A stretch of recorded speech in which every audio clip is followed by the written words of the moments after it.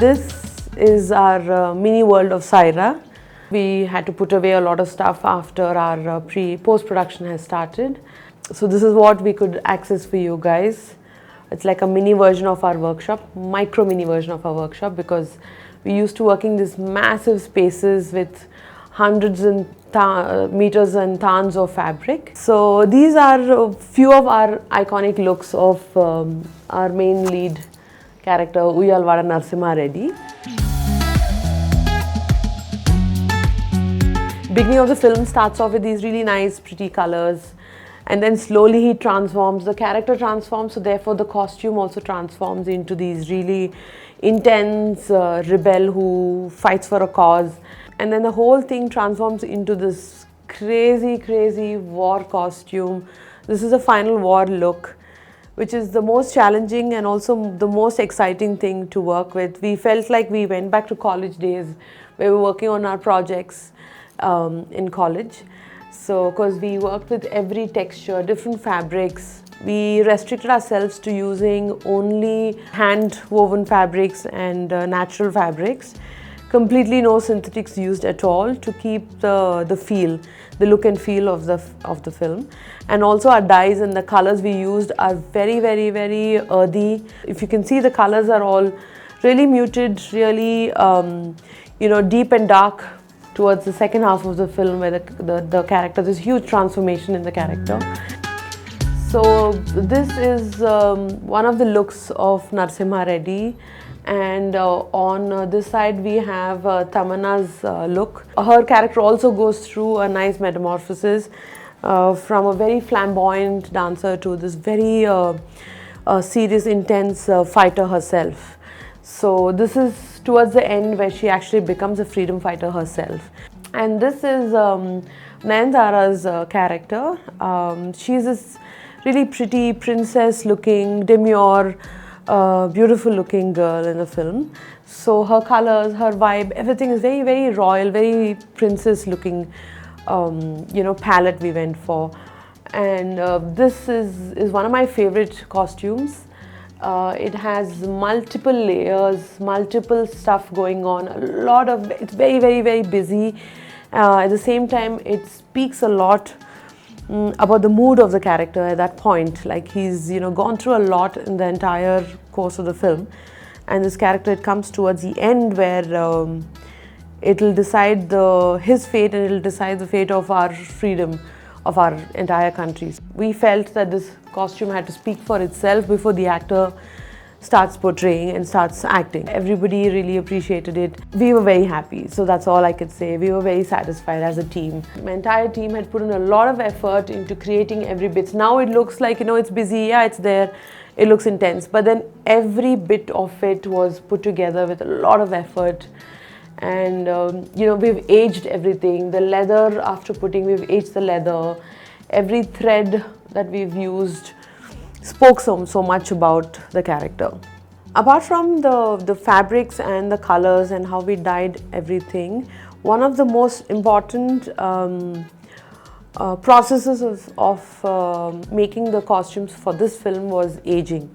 Like everything had to look like it belonged to another era, like an era that we couldn't even imagine and fathom.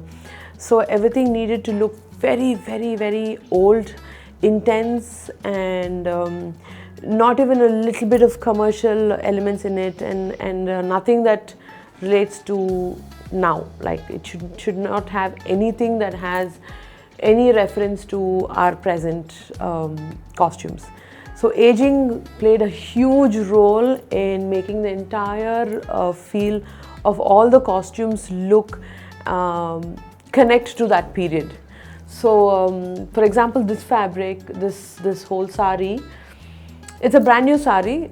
We've bought it in Nalli's. It's a pattu sari, but it was made to look like it was really, really old, and it's been through a lot because of the aging. So aging means once we make the garment, we put it through different materials like tea water, like chai. So we boil water with tea leaves in it, and then dip the entire fabric in it. So it catches that kind of intense earthy tone of tea, but at the same time doesn't change the color of the actual fabric, because if you dye it, the colors of the fabric changes. So that was one of the techniques. And for Uyalvada's, for Narsimha Reddy's character, a lot of grease was used, a lot of, you know, that engine oil was used to basically lose the freshness of the fabric, because when we made the garment and it came from our costumers, it looked very fresh. It looked like it was made today, and that was not acceptable. It looked too crisp and clean. So after giving it a good wash, I used to take like little cans of grease and then just apply it entirely. This was after my team had done intense aging. Like they would scrub it with sandpaper, they would throw like, you know, this is amber powder, they would throw that, and after that finally I'll come and take a can of grease and apply the entire garment. You know, all of these textures were created with a lot of trial and error. Say out of like some 50 trials that we did, we could use say just 5 or 6 of it, because that was the kind of intense research that went into each and every like costume that you see in the film. So these are a few of the swatches and fabrics that we've developed. Every detail of the swatches were developed with a lot of you know, aesthetic sense, and also kept in mind to not go overboard. You know, sometimes as designers what we do, we get very intense with what we're creating and then we forget about the character, the movie and everything. We go ahead and just like start exploring and get lost in it. So that happened with a lot of art designers, because they're so amazing, they went into that. So that's when we had to stop them and then bring them back to reality. And if you see all of these are like the most craziest, raw and fierce looking textures developed by one of our designers, Deepika, who's the most demure, the quietest of all. So it's very contrast personalities who's created these. So then we have a lot more people who've worked with us, like Bala, who's been with us. He's a stylist. He's so good to work with. He's so quick in coming up with solutions. He's like a problem solver. And at the same time, we have someone named Ravi. He's my go-getter. Like anything I know it's not possible, I go to Ravi because he makes it happen. So that way I've been like so lucky that my team has been so valuable and so talented at the same time. It was like a big party, 2 years of party. Like that's how it has been with my team. We had a lot of fun, a lot of crazy memories, a lot of travel, but I couldn't have asked for more. This is how we started with the fabric story. We do not talk about colors with sketches or crayons or anything, because it's very different when you transform that into fabric. So when we speak about colors, we speak only through samples of fabrics. And this is something very valuable that I learned from Anju ma'am, Anju Mori, who's guided us in the beginning so well. So these are what we've learned from her, that every color needs to be transformed into a fabric before we use it and before we discuss, because everybody has a different image of, say you're talking about red is very different in everybody's head. So so that's when we have to actually physically pick up a fabric and show what red it is. So that's how this whole fabric story and swatch board works. You know, that's what it helps in understanding each other as designers.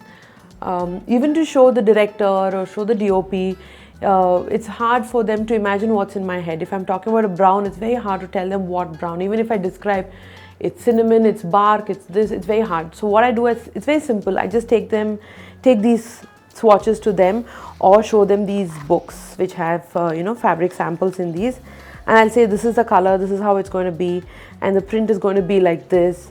So it's very easy when you explain to a non-designer through actual fabrics, because it's easy for them to visualize the costume when you show them the actual fabric. So this is our Bible. This became very easy for us to work with. So this movie, apart from being a huge pleasure in designing, it's been an immense learning experience for me. Like my learning curve just like went up. I think the amount of learning I did in college for 3.5 years, this entire film also like equaled that. Apart from every costume, our leather accessories are a huge part of this film. Back then, it was the strongest material they could use to go for war, to arm themselves. So we've played a lot with leather. We've used it in different methods. We've used it for, not just to make the armors and shoes, but also as parts, bits and pieces of it in the garments. So our leather department, which was headed by Mr. Rajan, was a huge, help for us. They complemented our design so well. Each part of the leather, like when we are making this armor, we were sitting there working together with his superb team. So once we make the entire thing, we've colored it, buffed it. So many memories when I see this again. It just revives all the fun times we've had, and also all the crazy times, all the arguments, fights. Let me be real, it was crazy working with some 100-odd people. Uyalwada Narsimha Reddy is, the unsung hero of our freedom fight. That's what everybody knows, but what you don't know is the costume, the art department, all the crew which worked so hard behind this film. They are the actual unsung heroes of this film. For all the people who have even the slightest artistic sense and who love costumes and colors and drama, I can promise you that Sye Raa is going to be a feast. It's going to be a riot of textures, colors. I can promise you that you're going to have a lot of fun watching this film. If you've enjoyed this video, please do like, subscribe and share and comment below.